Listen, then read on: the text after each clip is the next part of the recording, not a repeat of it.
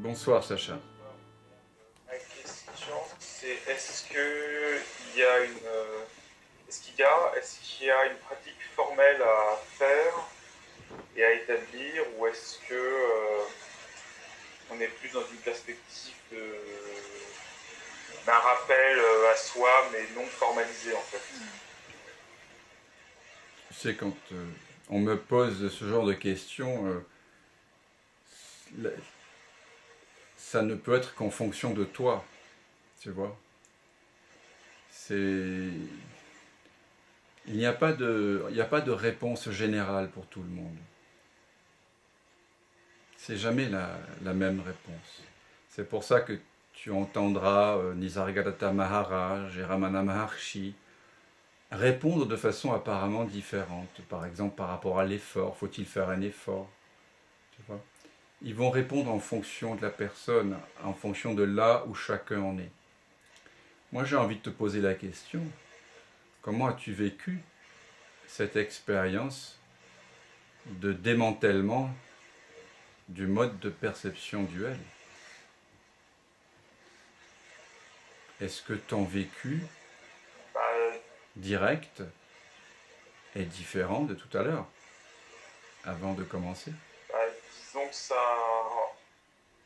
a rendu plus léger et transparent plus proche, plus léger et plus transparent et moins substantiel le vécu.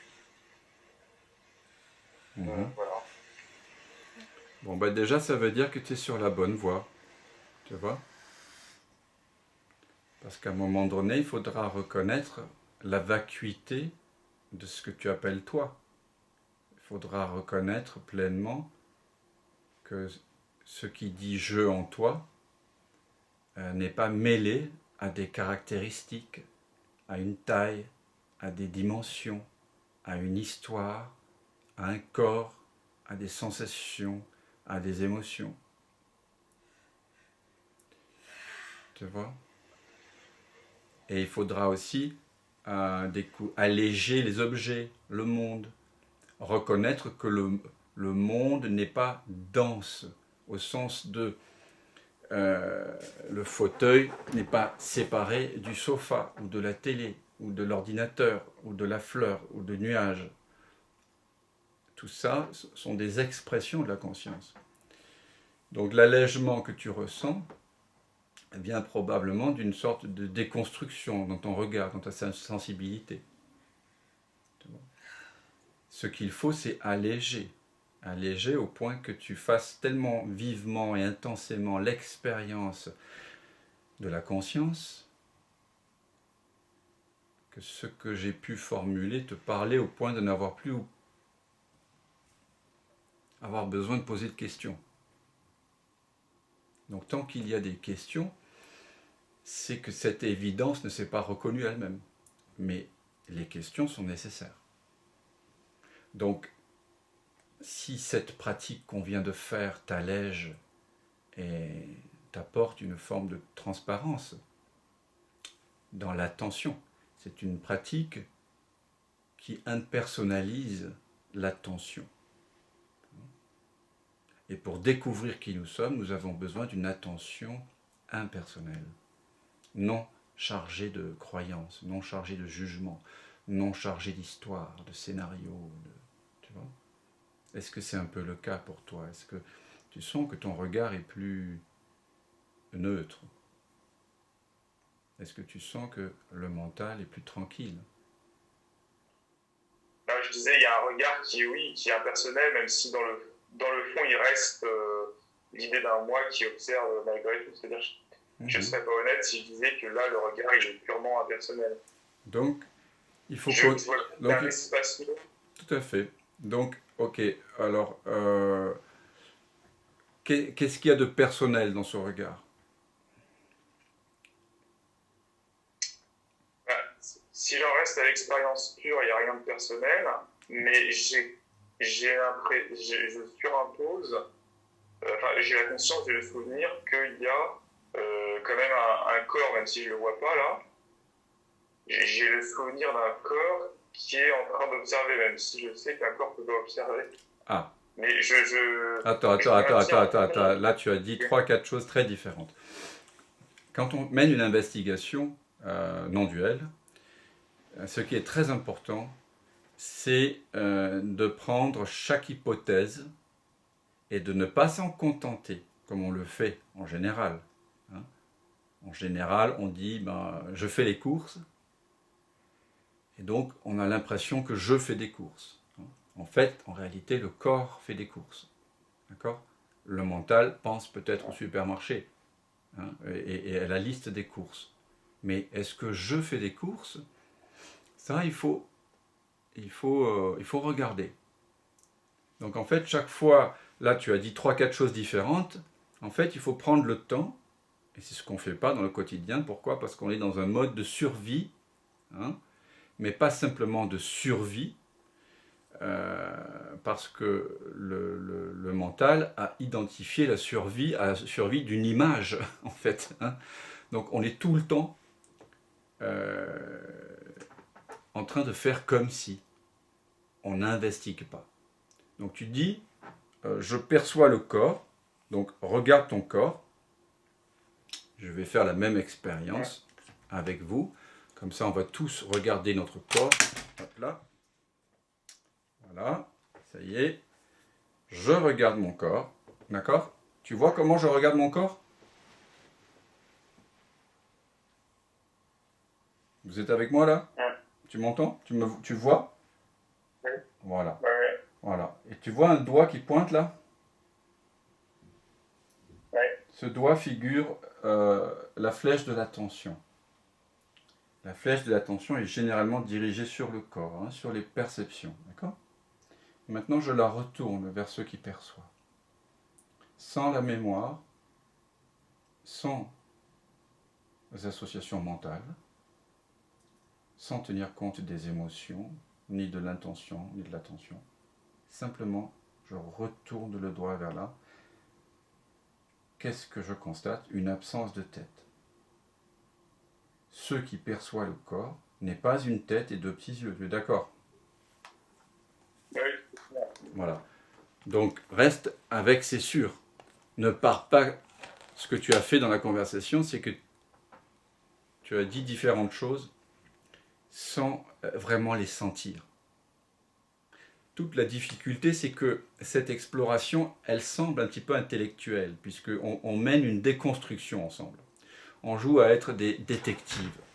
Et on peut très vite comprendre, si on a un minimum d'intelligence, que, si je suis conscient des pensées, oui, effectivement, les pensées vont et viennent, mais donc moi j'en suis conscient. Mais moi je suis présent avant les pensées, pendant les pensées et après. Et donc on peut très vite découvrir que ce que je suis n'est pas constitué de pensées et n'est pas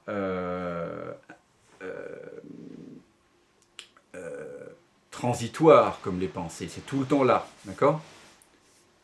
Et puis une fois qu'on a constaté ça, le mental, qu'est-ce qu'il fait ? Il met ça dans un coin de la mémoire. Et puis il dit, bah, j'ai compris. Et donc cette extraordinaire révélation-là, qui est que je n'ai rien à voir avec les pensées, eh bien, elle est pensée à nouveau. Et donc elle est récupérée par les pensées. Tu vois comment ça se passe ? Oui, tout à fait, Oui.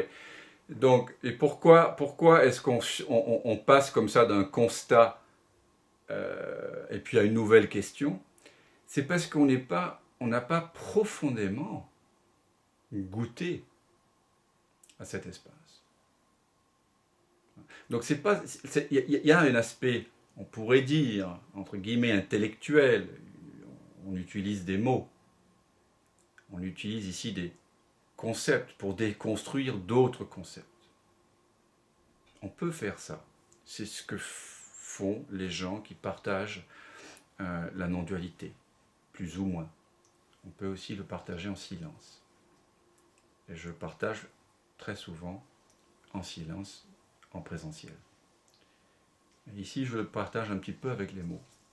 Ramana Maharshi disait qu'on pouvait se servir d'un concept pour en déconstruire un autre, comme lorsqu'une écharde est enfoncée dans la main et qu'on se sert d'une autre écharde pour l'enlever.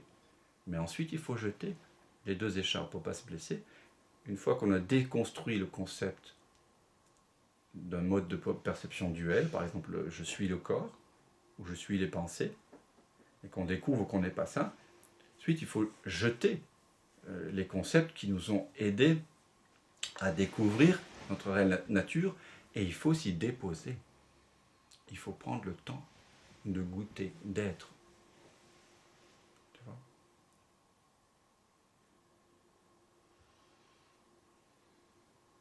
Donc je pense pour toi, bon, il y a des outils.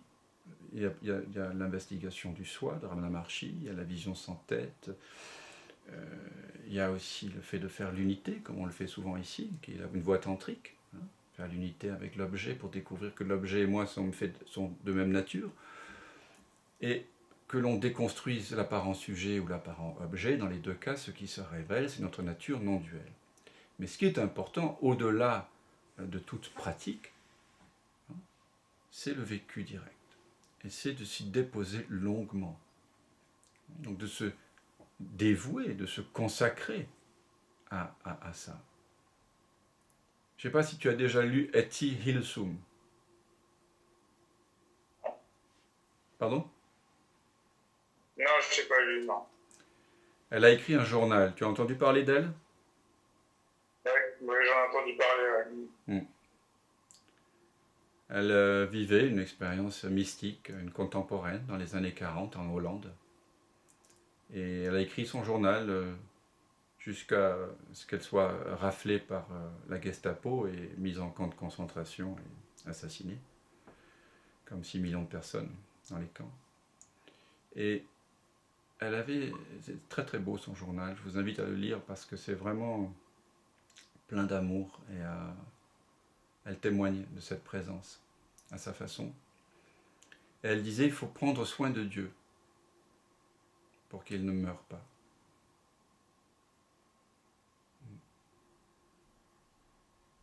Donc, voilà. Bien sûr que tu es invité à te rappeler,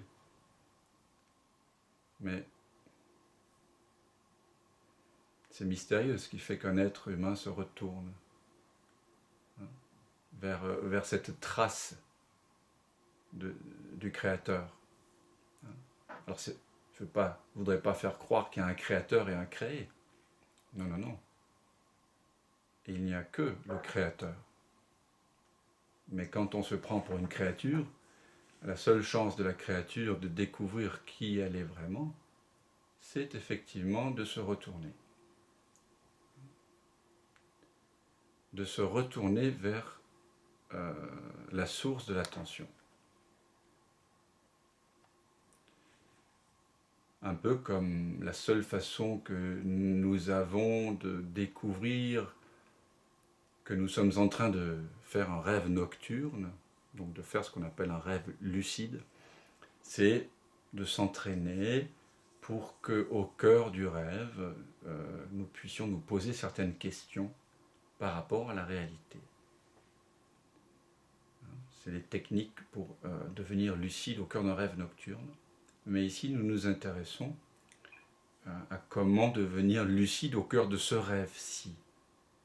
Parce que ce qu'on appelle l'état de veille, l'état dans lequel nous sommes là, est également un rêve tant que nous prenons le monde pour réel. Il y a une réalité plus grande qui sous-tend cette expérience-ci. Et donc, effectivement, il y a des moyens d'investigation. Est-ce qu'il y en a qui te touchent, toi, Sacha ?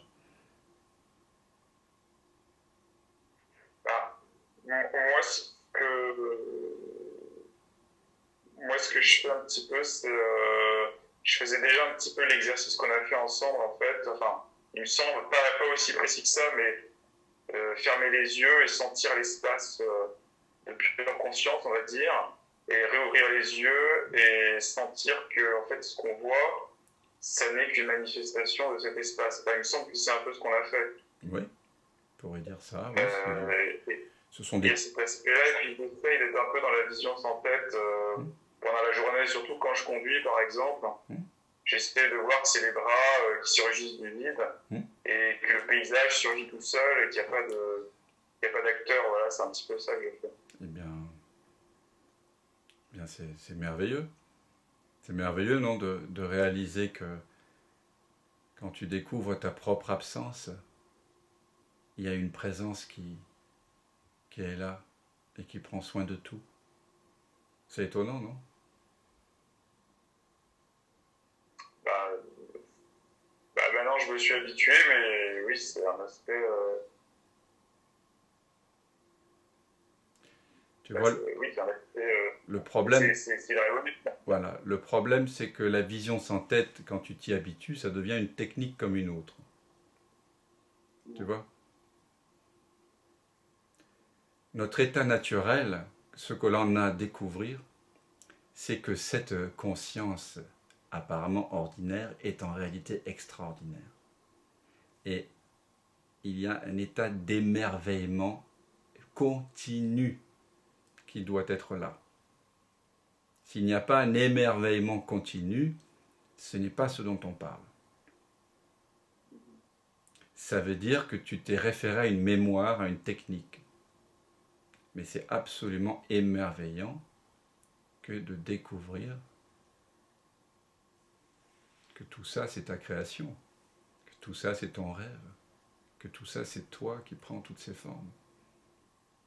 Et il y a une forme à chaque instant qui apparaît. Et à chaque instant tu es en mesure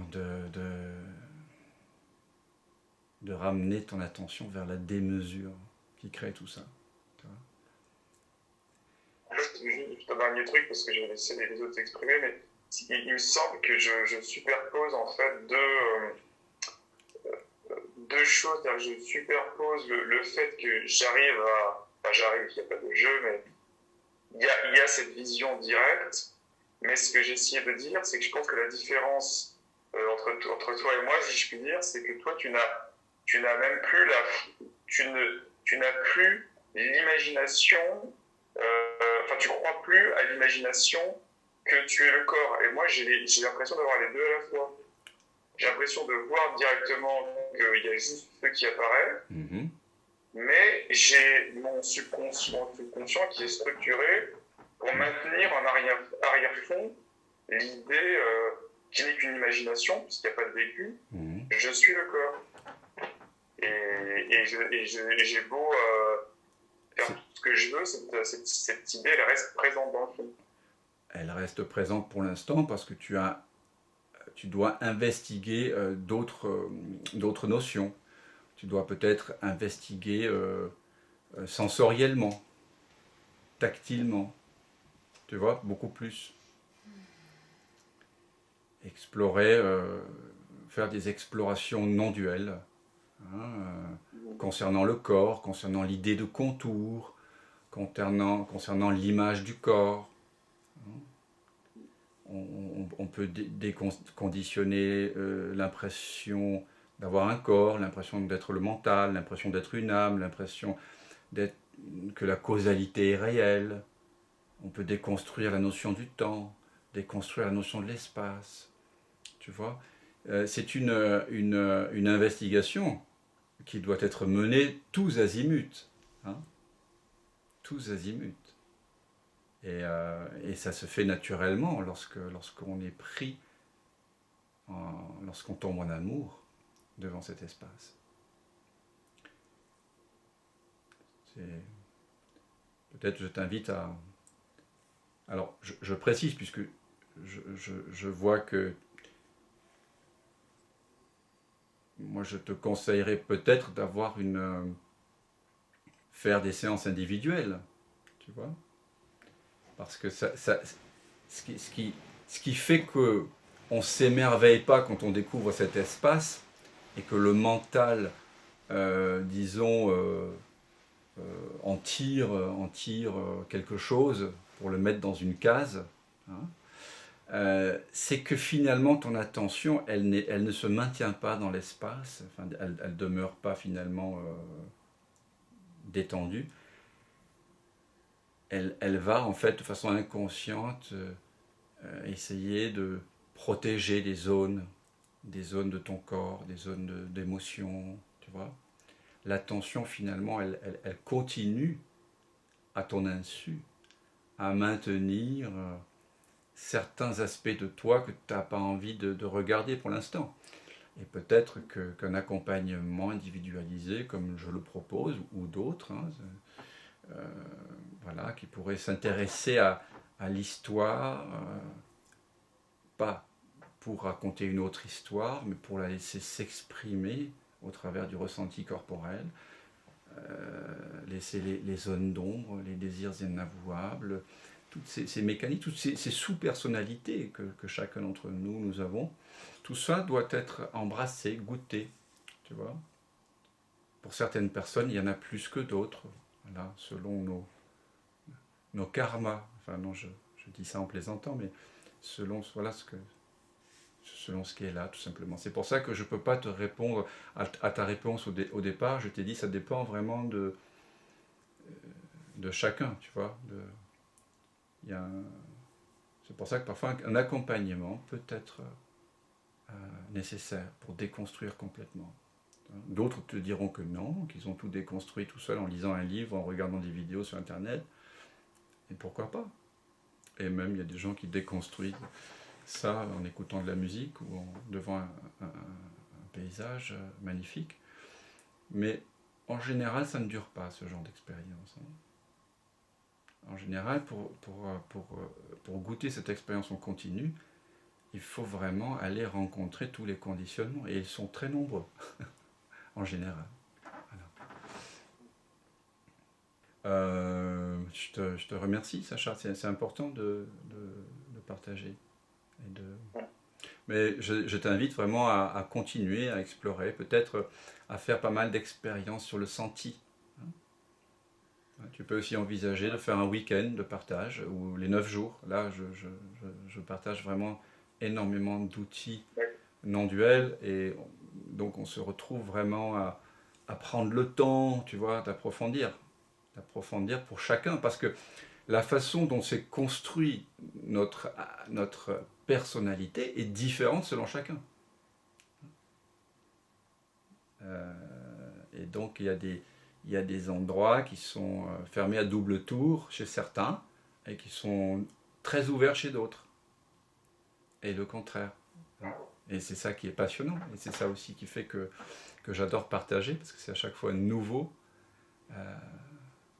C'est chaque fois une nouvelle enquête. Même si ce qui est à découvrir est le même, l'enquête de détective est différente pour chacun. On ne passe pas du tout par les mêmes difficultés, les mêmes facilités. Donc ne t'en inquiète pas. Déjà, tu vois l'espace, tu vois que ce n'est pas une tête qui perçoit dans l'instant. Continue, et je t'invite à apprécier encore plus. Que ce que j'ai senti dans ta voix, au-delà de ta question, c'est que peut-être il y a une certaine... à affiner la sensibilité, à affiner le fait de goûter, tu vois, de sentir, de réaliser la valeur de cet espace que tu découvres, tu vois. Je ne sais pas si ça te parle. Oui, tout à fait. Voilà. Découvrir la valeur. Hein. C'est inouï. Tu es la source de l'univers. Donc, l'univers entier est ton corps. Donc cette sensibilité, devenir sensible aux arbres, à l'écologie, à l'architecture, à la peinture, à la musique, au SDF qu'on rencontre, voilà, aux autoroutes aussi, tu vois, tout ça c'est toi qui se déploie. Donc c'est vraiment vivre bien sûr ça se fait en général progressivement, cette ouverture, hein, même s'il y a des ouvertures, des fulgurances. Ensuite, en général, ça se referme un petit peu. Il faut continuer l'investigation. Hein. Continuer. Vraiment, je t'invite à continuer. Merci pour ton partage, Sacha. Évidemment. Merci à toi. Avant que j'oublie, je voudrais rappeler à tous, puisqu'on est nombreux aujourd'hui, que j'ai des petits soucis avec ma fonction SMS d'envoi d'invitation. Alors ce que j'aimerais, c'est que chacun d'entre vous qui ont le désir de continuer à participer à ces satsangs et à en recevoir les notifications, vous m'envoyez un mail important, un mail à mon adresse mail adnnn 1967 @gmail.com. Parce que là, j'ai passé 3 heures à vous inviter individuellement. Il y avait 450 personnes. On est 70 ce soir. Donc, je vais passer à un autre mode de communication par mail, qui sera certainement aussi moins invasif pour vous. Donc, n'oubliez pas, si vous voulez continuer à recevoir les notifications et à participer à ces satsangs qui sont gratuits, écrivez-moi sur mon mail, oui, je désire recevoir les notifications, adnnn1967 @gmail.com. Voilà. Je pense que je continuerai à communiquer par SMS 1 ou 2 fois encore, le temps que je change de mode de communication. Et comme je ne suis pas un grand informaticien, voilà. Mais, s'il vous plaît, n'oubliez pas de m'écrire si vous en avez le souhait. Parce qu'à un moment donné, je vais basculer dans un autre mode.